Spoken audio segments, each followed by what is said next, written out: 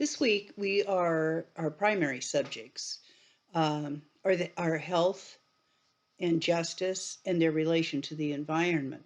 But we're also going to be exploring, it's as much a philosophy class this week as anything else, the various philosophical ideologies and concepts that both got us to where we are and some that can help us hopefully out of it, move through it, and have new paradigms and ways of thinking about health and justice and the environment.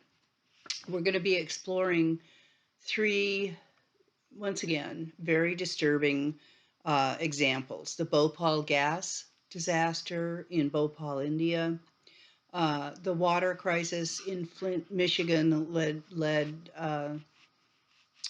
in the pipes in the water in Flint, Michigan, and then the grassy narrows mercury poisoning in the water in Canada. I want to say one thing before we move on. I know this material is hard.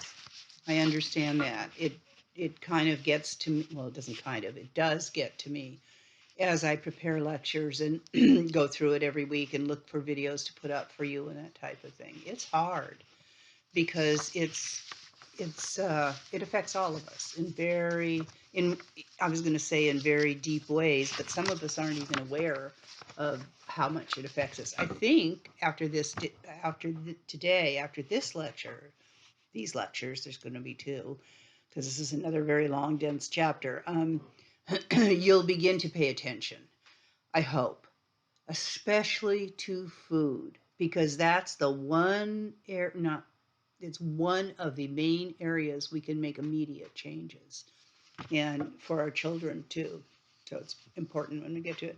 So let's start with Bhopal. I put up videos about these three different environmental disasters and crises that occurred. Some of them are longer than others. Watch them as you can. You can, if you can't watch them all for each class, and I can understand that on the longer ones, watch the shorter ones and then go back. At least you have them. Now you're going to have to save the link somewhere else because the class will close down and you won't have access to it when it's over for those links. Also, any of these things you're interested in, you can just Google them. And if you go to YouTube and put them in as a subject, there are many, many more. I tried to put the ones that I thought were most relevant to this class, but there are many, many more on each of these subjects.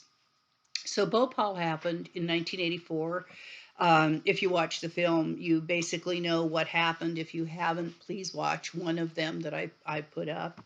So it was an accident that released a gas called 7 gas, very deadly gas from the Union Carbide plant in Bhopal, India.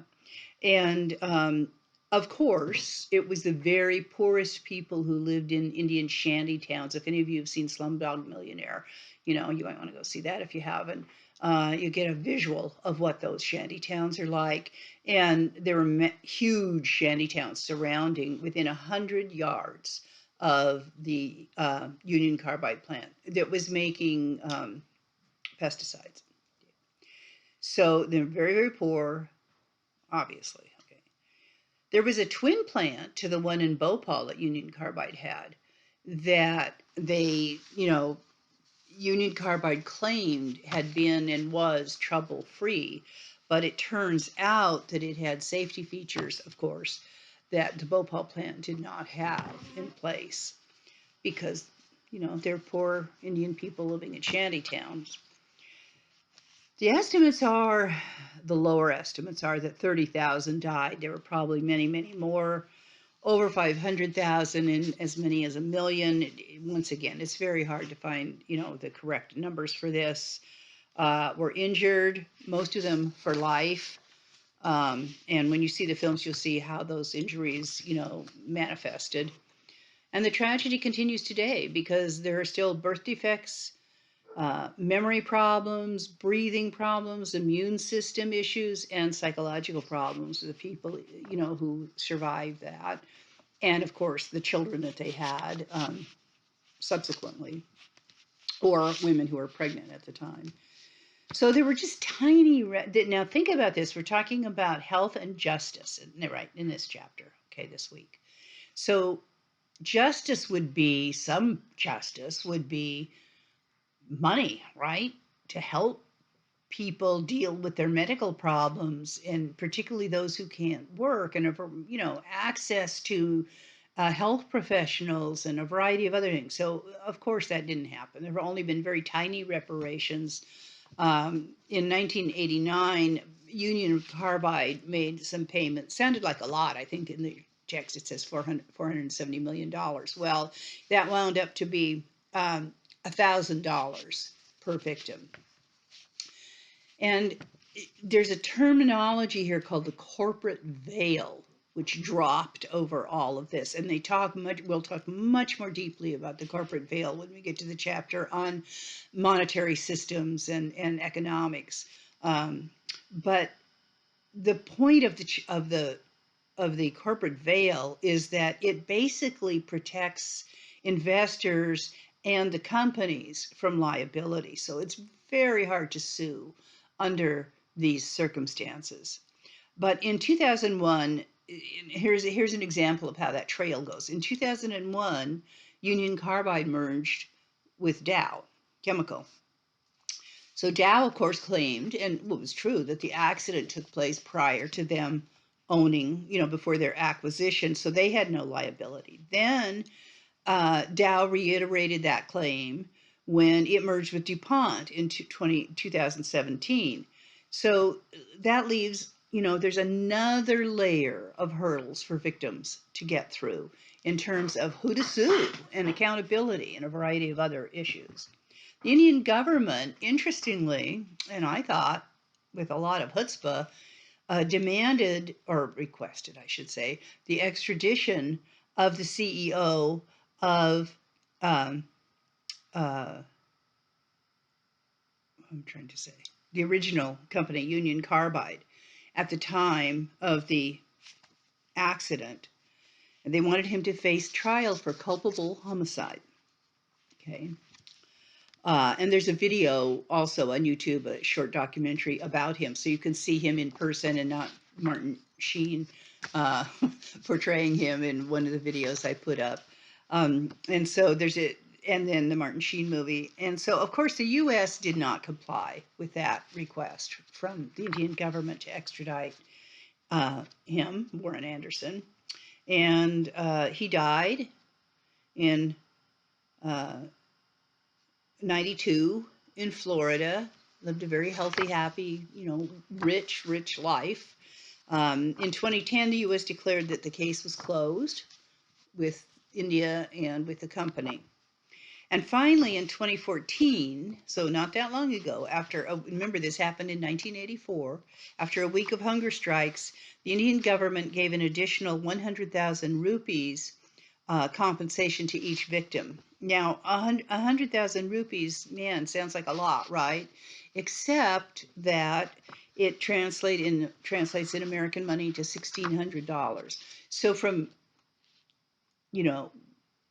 whenever that payment of $1,000 per, 1989, $1,000 per victim from Union Carbide to 2014 with another $1,600. That's what they wound up getting over that period of time. Not even in one chunk, but So Bhopal raises some of the key environmental questions that we are really discussing this week regarding health and justice. And that is the ideal. Those ideas are ideological. They're ideas, health and justice, right? They're not material things. They're not, income, something you can compute. They are ideas, or the ideal, as we talked about last week. But that doesn't mean ideal is in terms of the perfect or the best. It refers to ideas. So the questions that it brings up are pretty powerful. How do our bodies relate to the environment? This is something we're going to cover over and over and over. How do our bodies relate to the environment with the health of one tied to the health of all? Now, that's the first time I've used the terminology tide or ties.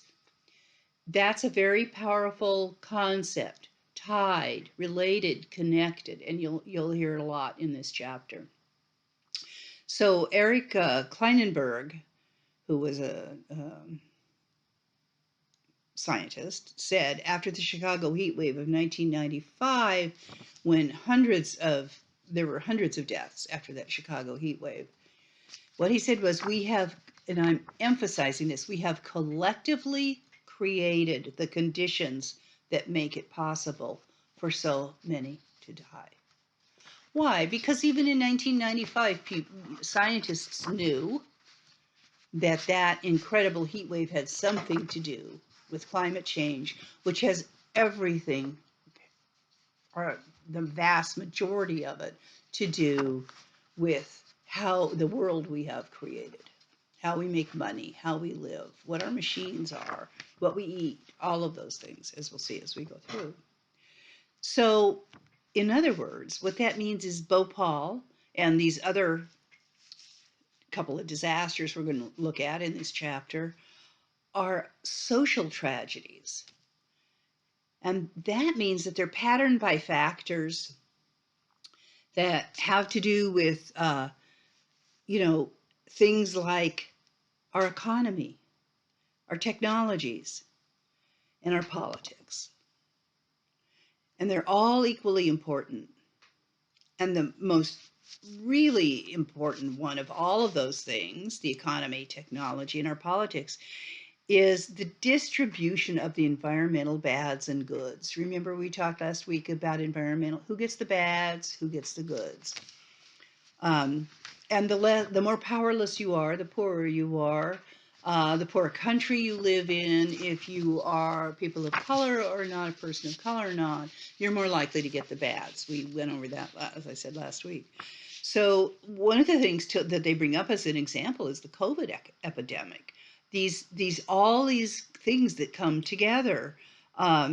So at the time that the book was writing, that COVID epidemic created not only the physical manifestation of the disease, but we were in a deep recession, and the Black Lives Matter movement started with the George Floyd killing. So those protests started. And so it reinforces this statement that your text makes, that both the interactiveness and injustices of the world are all a part of, not apart from, these forces. Okay? They are a part of them, not separate from one health, one justice, the environmental situation. Okay? So if we can recognize that our personal is connected to and intertwined with the justice of others. Remember last week I said the personal is political, right? If we can recognize that the personal isn't just personal, and that human health cannot be disconnected from the other species around us either, then we begin to think about such things as mutual aid.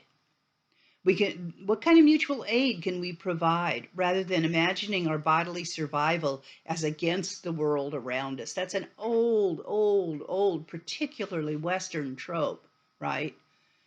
Survival, the environment, something to be scared of or to tame or to conquer, right? How can we provide mutual aid to others of our own species and all species, right?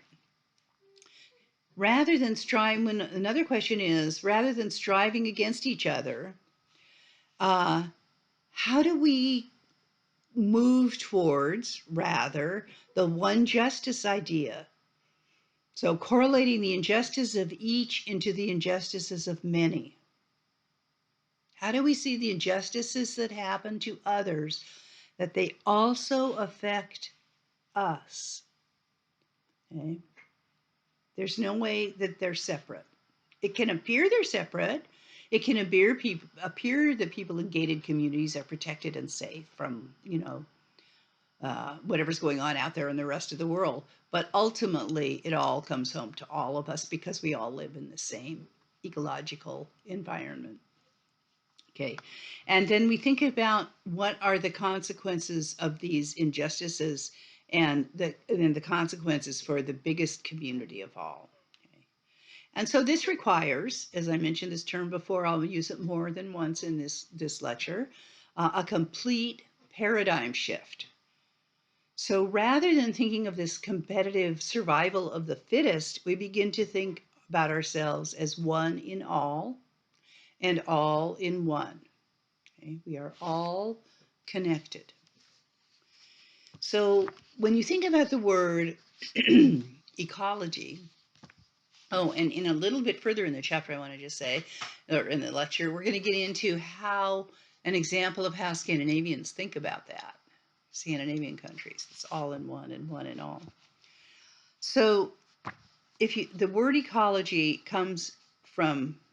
is the study of ecos. And ecos is the root word in ancient Greek for home. Okay. So it's the study of our natural home as a community. Not that we're the boss of or the conqueror of, but we are part of this community that's our home. The material basis, it's a way of thinking about the material basis of the human condition. Okay. Granted, of course, the material basis, that means the things we use, as I said before, the way we make a living, the things we eat, what kind of houses we live in, all of that there are certain material inputs and outputs for all living bodies, right? No body can live without material interaction with the environment.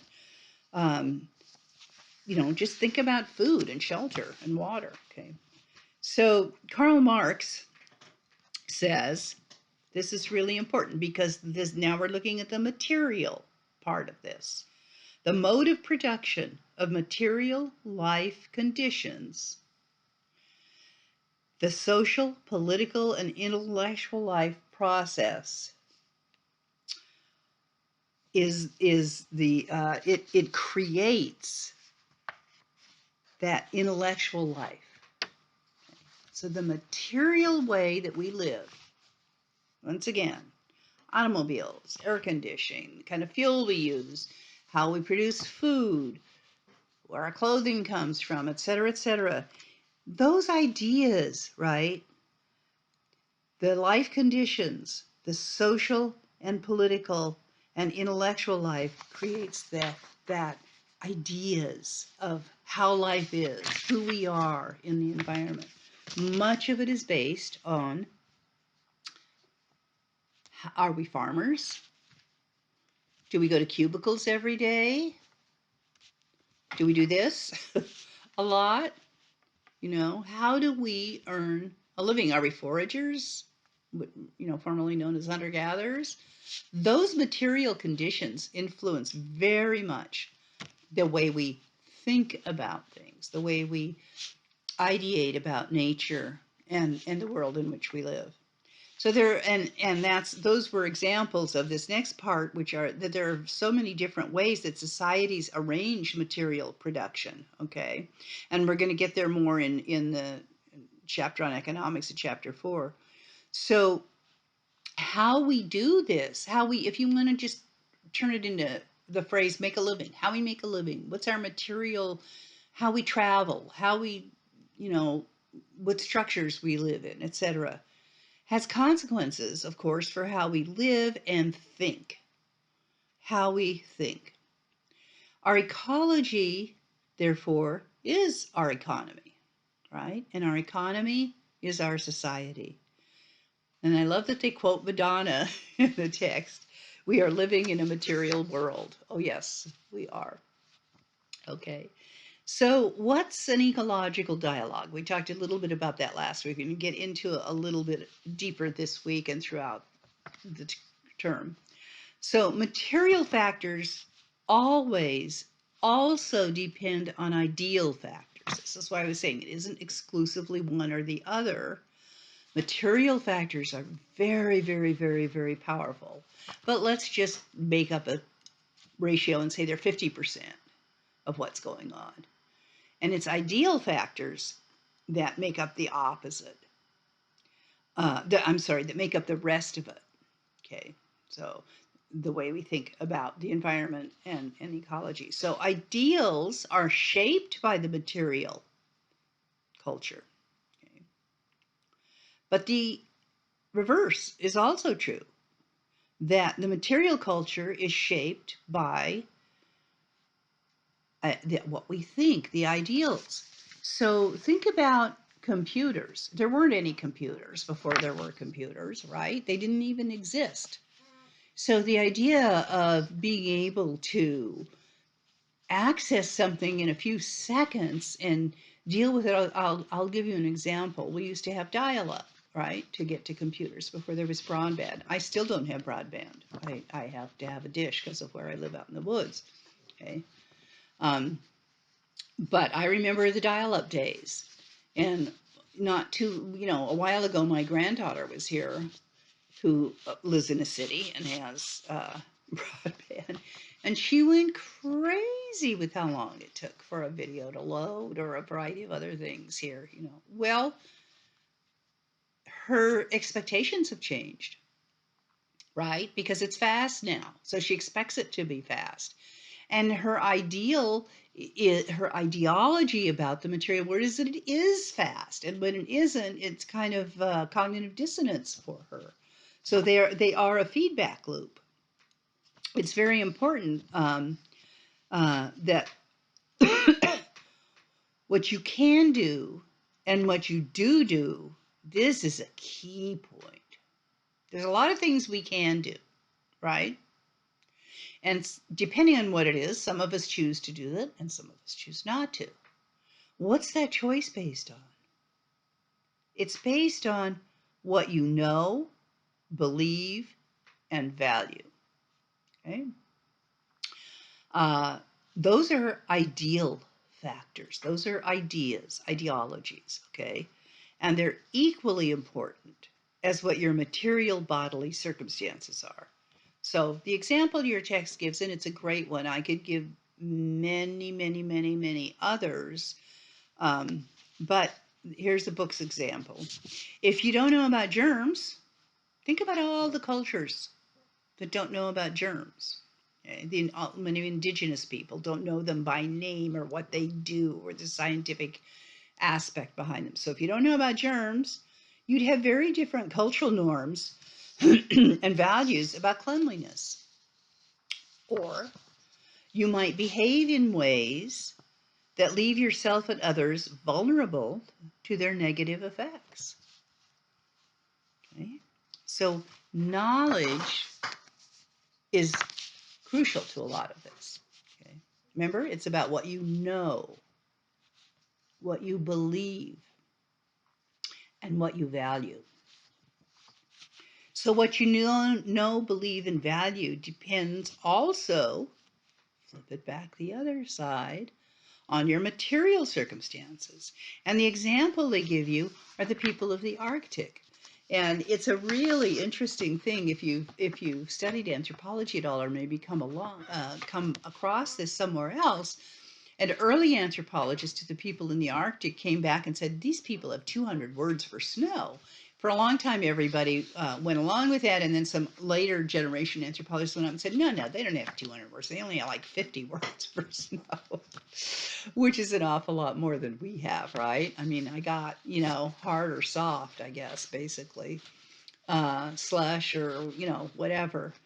So why? They see snow completely differently than we do because their survival depends on it.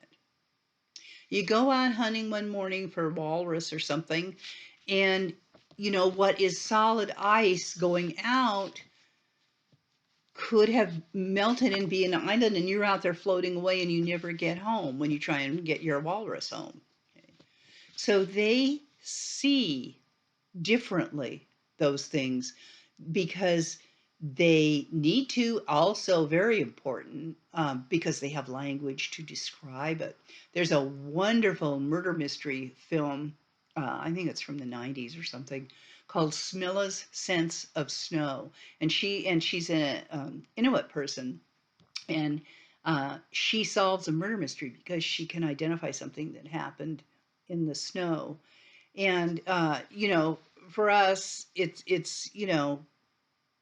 as I said, it's either something that we see as recreation, or it's pretty or whatever, but it's certainly, we don't have the words to describe, or are we able to see the infinitesimal distinctions among different kinds. So that's the material. The words are the ideal, but they're based on the material. But our ideas of, but the material is also identified by the ideal, by the language. So it's a dialogue between material and ideal, and there's a constant interplay between them. It's not it's not exactly the mechanical notion of causality that was so common in the social sciences, which originally borrowed from the natural sciences. And so it's the way it works is that in social life, causality is not a simple one-way street. The material rarely, if ever, is all that it's involved. Okay. Depending on what you know, believe, and value, how you understand material, how you view it is different, right? And that's ideal. Think about people who buy hybrid electric cars and people who don't. There's a difference there. Same material world, you need a vehicle that requires fuel, okay? But it's the ideal, the thinking part of it, the meaning part of it that is different, okay? So modern social scientists don't really, they kind of divorce themselves from the mechanical thinking that the early, both natural scientists and social scientists utilized, because it's very reductionist, even to the point where, as your text says, it can be dangerously reductionist. It's the image of the world as a series of parts, that create cause and effect. Well, that's a simple way to think about it, but it isn't really true, and it's what is one of the major things that's gotten us into the situation we're in now. So, the more ecological view is that all life, not just social life, all life is an interactive system in which causes, I love this phrase, causes cause effects, and effects cause causes. So the ecological view blurs the boundaries between cause and effect. It's not as simple. It's not black and white, right? It's complex and integrated and interconnected. And also, the ecological view is more open, as I just described. The materialistic view, this cause and effect, view, um, including some older social science theories, uh, is what it tends to be very deterministic. In other words, if this causes this, then that's the result. That's deterministic, without any uh, gray areas in between, or yeah buts, or what ifs, right? But the dialogic view, this back and forth between the material and the ideal, all the parts are connected, and life isn't determined. Instead, listen to this great term, it's redetermined, okay? It's unended, and it's made anew from the consequences of interactivity. We can change it, and we have, unfortunately, mostly for the worse. But that holds out the hope and the example that it can be changed in many different ways, okay, including some very positive ones. So the interactiveness, that interactiveness between the material and the ideal, cause and effect, is at least partially kind of unordered. Um, I love this other term. It's what they refer to in the dialogue system as unfinalizability. If it's a constant dialogue, it really is not finalized ever if you're having a constant dialogue, right? You're in a process. It's always in process, okay? But in order to understand, you have to know what is interacting. Now we're getting back to knowledge again, which is so, so crucial. And I'm sorry, but I've got to throw this in here. It has to be valid knowledge.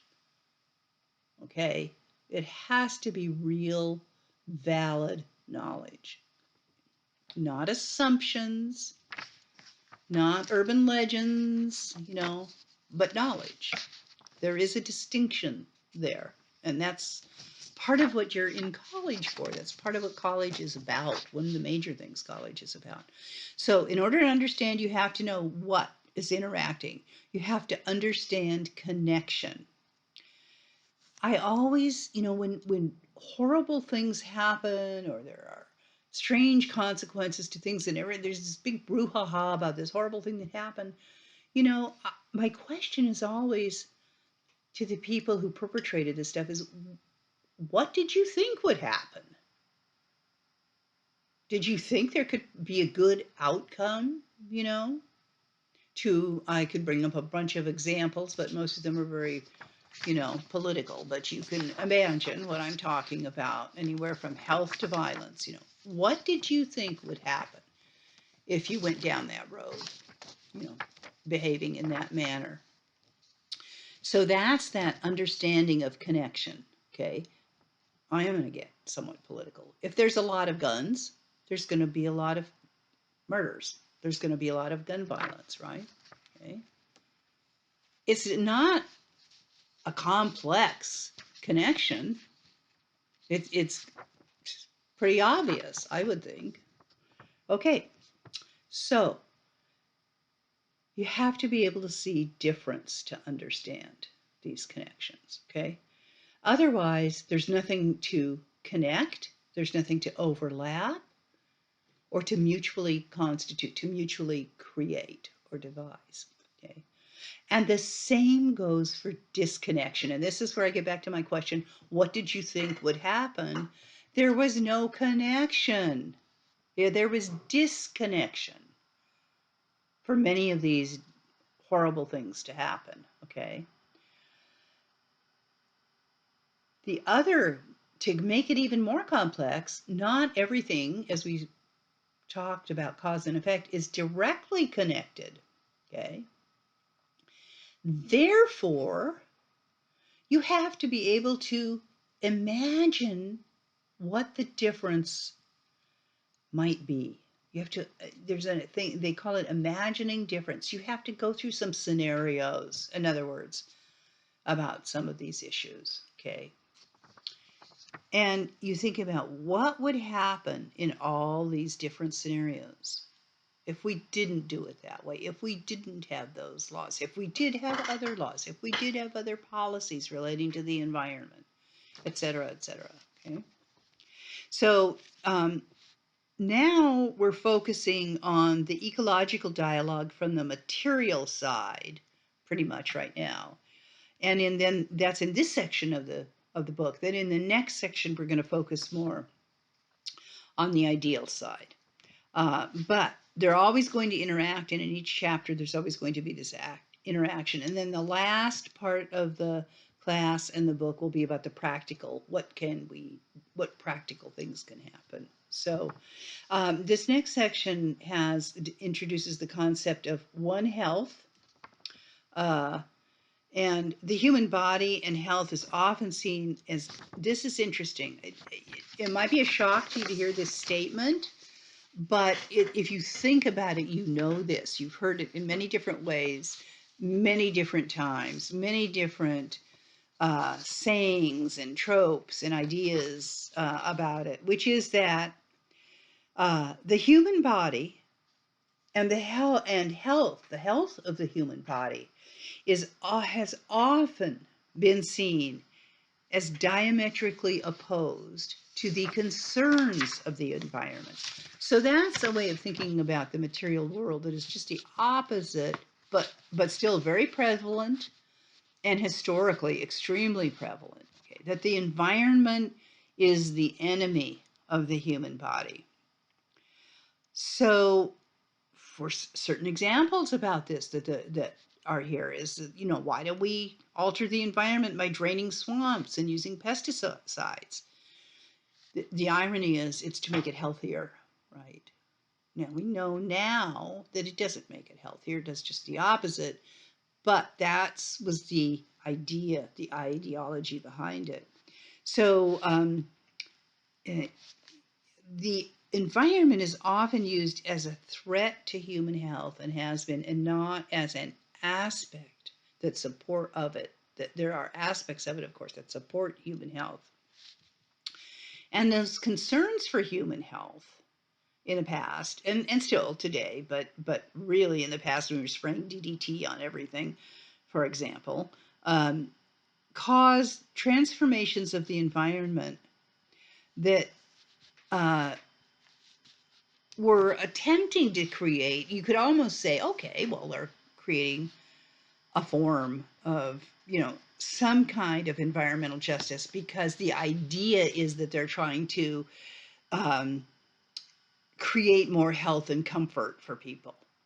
But really what underlay that was regarding the uh, environment as the enemy, as I said before.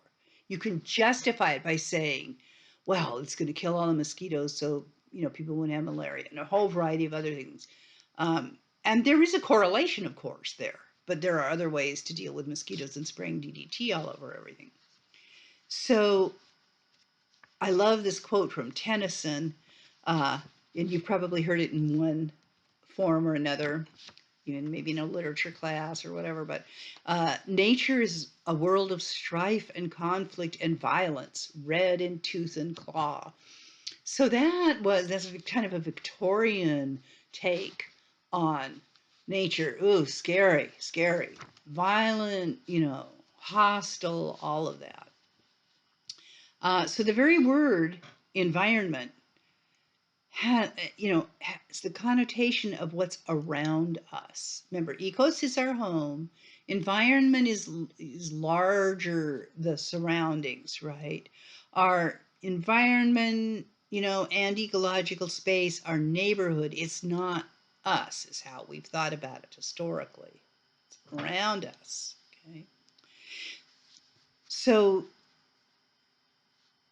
as individual humans, historically, through literature, through science, through art, through a variety of other things, we've seen ourselves as separate from the rest of the natural world.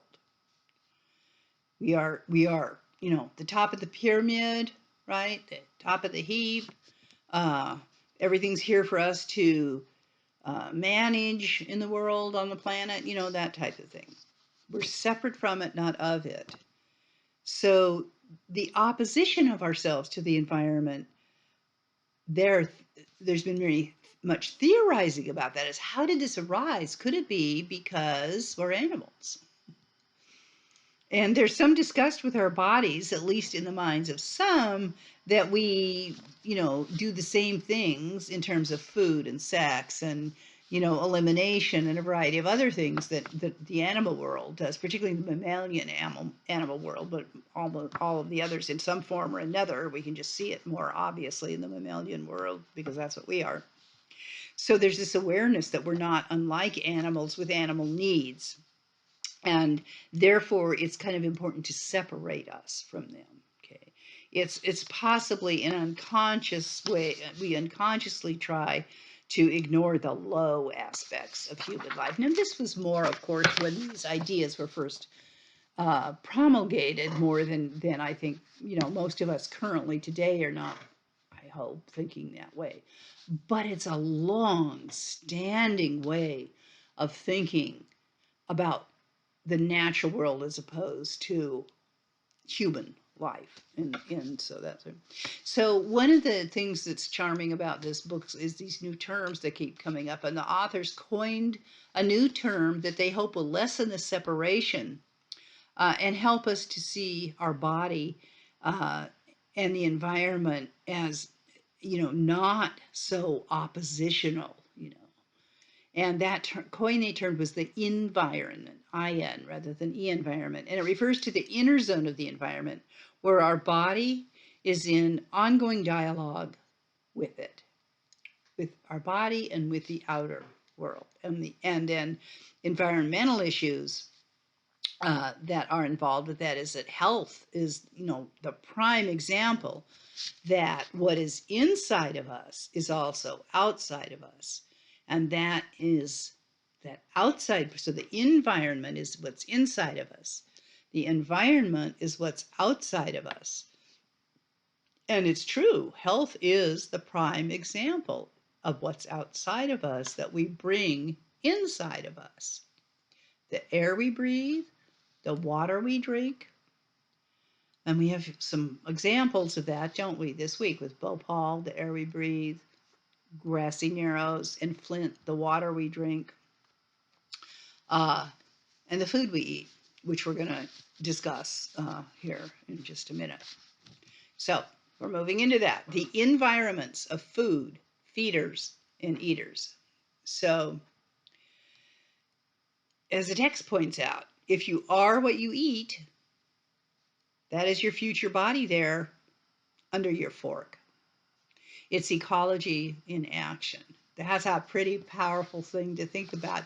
You can daily, 3 times or more a day, think about ecology in action by looking at what's under you. What are you about to put in your mouth, into your body, into your environment? So unless you're growing much of the food yourself, your food is sourced from all over the world. This text does a good job of describing that. Often 6 or 7 continents. I want to point out that the country of origin on fruits and vegetables is usually labeled. Also, if you look at the fine print on labels of other kinds of foods, packaged foods, it will often say the country of origin as well. So that's interesting to look at just to see. So what this means is that there's this huge interaction of a vast flow of social relations, the producers, the growers, the workers who, in the farms and in the plants to package things or process things, chemical companies with the herbicides and fertilizers and pesticides, the seed companies, and, the plant food processors. I said that already, I think. The transportation system that gets it here, huge amount of trucking, and think if something's coming from another country, the airplane, the stuff that gets sent. All of that is what's called the social ecology, and in this case of food. So in that sense, not only you are what you eat, but as the text says, you eat what you are. It's very powerful. So you eat what you are in another sense too. What we eat isn't only material, is it? It's also ideal. It has meanings. And what we call food really embodies our social relations and our identity. Food is one of the most powerful markers of culture, right? And those ideas of memory foods that you remember growing up, or in your home of origin, a variety of other things. So there are, for instance, cultures that don't eat any dairy, Asian cultures, and it's gross to them, milk and, cheese and that type of thing. What about the idea of eating beef in America as opposed to the idea of eating beef in India. Cows are sacred in India. Hindus, if you're a Hindu in India, not a Muslim, Hindus do not eat any kind of beef. Mostly they don't eat, many of them eat no flesh at all, but certainly no beef because cows are holy. They represent the mother goddess, and you don't eat your mother. So, see the ideal with the material there, how that dialogue happens. So food is just hugely powerful way of uh, being. You eat what you are, right? You eat what your culture, you know, provides for you to eat. You wind up loving it. That seems normal to you. So the intersection, and then now we're getting into the hard part with food. This is such an important subject to me, and it's an important subject to the idea of ecology, but it's very disturbing. So the intersection of the way we produce and process food and the conditions of the poor animals, don't get me started. Please go, there's two films, I didn't put them up. Fast Food Nation is a great one about a guy who decided to eat nothing but McDonald's for, I believe it was a year, and what happened to him. Very interesting movie and has moments of humor. And Food Inc., which I can't watch. It's about, I've seen tiny bits of it. It will take you into slaughterhouses and, feeding lots and that type of thing, as well as other things. But if you want to see more about this issue about how our food is produced, those are two films that I can recommend. And there's clips from them on YouTube, again, if you don't want to watch the whole thing. So, what we forget about, and is so important, is this idea of One Health, which the World Health Organization actually promotes around the world. And it's a way to think holistically about how the well-being of humans, animals, and the environment are inextricably intertwined. Okay? Humans, animals, and the environment. You really can't separate them. We're and interdependent. And the approach, this One Health approach shows how socioeconomic processes affect the emergence and disease of spreading from animals. For instance, most diseases of humans come from animals, come from the animal world. AIDS is a perfect example of that. Okay, remember swine flu? Okay, mad cow disease, all of those things. Those are examples. AIDS doesn't have to do with food, but has to do with jet travel, right? Somebody who was visiting Africa got in contact with a monkey that had AIDS, flew back into New York City, patient one. You can look that up too. There's a lot of documentaries and film about that. They figured out who patient one was and with AIDS, and look at what happened, the epidemic. So we are inextricably intertwined with the animal world, and the natural world and ourselves, particularly in terms of food. I mentioned swine flu and mad cow disease as examples. Okay. So, and it's globalization that facilitates that. The rapid transmission of pathogens from humans and animals moves around the world. And that's why I gave you the AIDS example, even though it's not food. So socioeconomic processes also have environmental dimensions.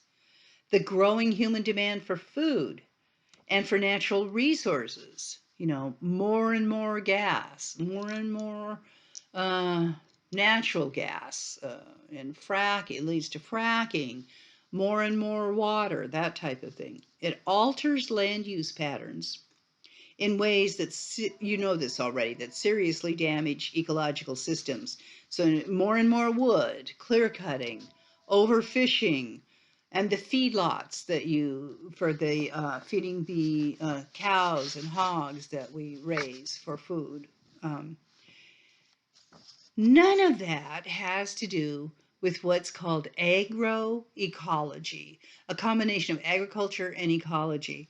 And agroecology is a method of growing food and that is sustainable, and it is regenerative agricultural practices. Okay. So, a prime example of a non-agroecology approach is the inhuman practices in meat production, as well as the severe pollution that results from it from the manure lagoons. There's a figure on 2.3 in your book about the manure lagoons. So the question arises then, you know, is there any hope? Is there an opportunity for recovering ecological beauty? There's that wonderful term again, in all of this horribleness that I just described. And I didn't go into it in depth. Your book does, the horribleness, okay? So, yes, the idea of One Health highlights the global and interspecies sharing of health concerns and interests. It has the it's had widespread adoption, actually, not widespread enough, but fairly widespread adoption in the last decade.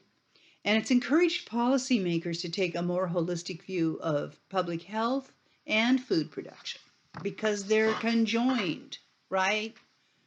Public health and food production are another one of those feedback loops that go together. But it's very difficult to actually make major inroads in terms of policy, fines, laws, rules because of agribiz interests and their lobbying, et cetera. So here I want to tell you about Michelle Obama, who had a great idea when she was in the White House about having healthier kids. And so she promoted exercise for kids, and she wanted to do a garden in the White House, a vegetable garden in the White House, and they grew food. Oh, and she, looked at the actual literature and things, health, the way that policies were coming out of health organizations about how much meat people really need and not eating too much meat and fat. Well, the agribiz lobbyists went to work on her. You could Google that. Maybe I'll see if I can find something to put up. You got so many videos to look this week. They just completely knocked her for a loop, attacked her, made fun of her for doing all of these things. That's how threatening it is to agribiz. Okay, let's look at water. The spirit of water. Most of us don't think about it. And so I'm going to tell you about our story quickly, if I can, where I live. I live up in the woods. I mentioned that last term. Our water comes from a spring up in the mountains, and it's in a creek that flows all the way down to the bay. We came home one day. All right, I'm back. Sorry about that. An interruption there. So we're on now talking about water. Talked a lot about food. We're dealing with water now. And once again, I like the terminology this text uses so much. The title of the section is The Spirit of Water. Indigenous people have known from time immemorial that, or humankind immemorial, that trees and springs and things of that nature have spirit. And I was going to tell you about what happened where I live when we first moved up here many years ago. Uh, we were going to build a house here in the woods and all of that. We came home one day, in that creek that I told you about that comes from a spring that came down. It comes across down at the bottom and under a culvert where we first come up to our house. And we came home, and there was a whole bunch of people down at the bottom there taking water samples. And we stopped and talked to them. Well, what it turned out to be was they were testing for the herbicide 2,4-D that they had sprayed a logging job up higher above where our intake is for our spring. Now,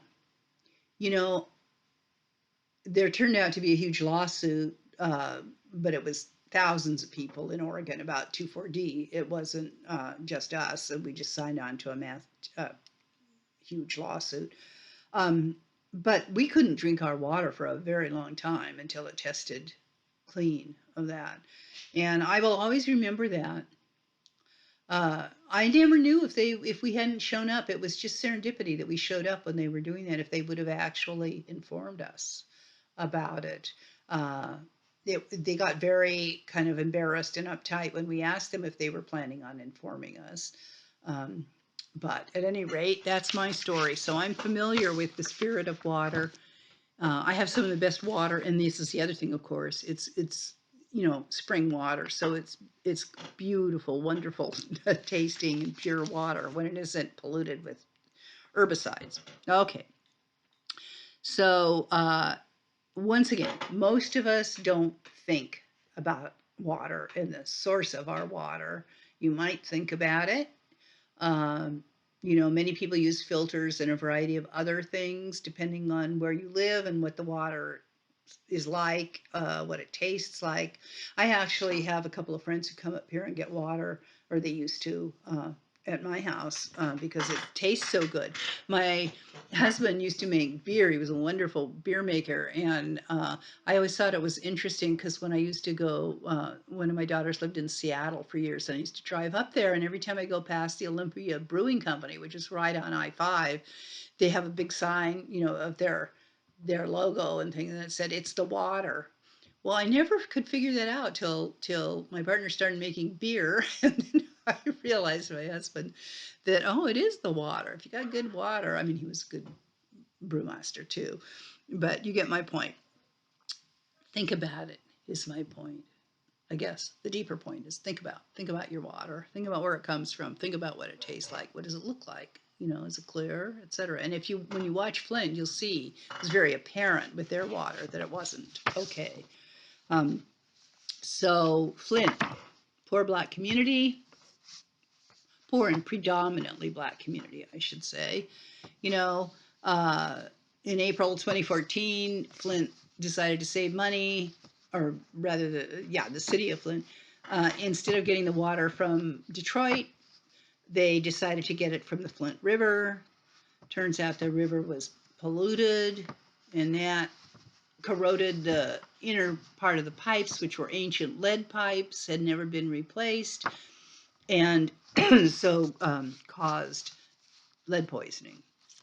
Horrible for, particularly for the children that have ongoing effects from that. So Flint, and you can see more in the videos, you'll understand more in reading the texts. Flint is a case study in environmental injustice. At least 140,000 people were exposed to dangerously high lead levels between April 2014 and October 2015. The majority were poor residents of color, but even the privileged can't escape contamination. And that's something that people who are privileged think, well, I can protect myself from everything. Well, no, you can't. You can't protect yourself from global warming, right? You can't protect yourself from hurricanes and that type of thing. So contamination and exposure can become a matter for all. Remember, the whole point is justice for all. Okay. So the people who worked at or attended the daycare in Flint but didn't live there during the crisis were also affected, including those who lived in neighboring communities. Um, some moved away, but in places like this had nothing to do with Flint, but they're just saying that even in places like Milwaukee, Wisconsin, and Albany, New York, the rich and the poor alike are facing the same threat. I'm going to stop here and start a new video which will not be this long. Okay.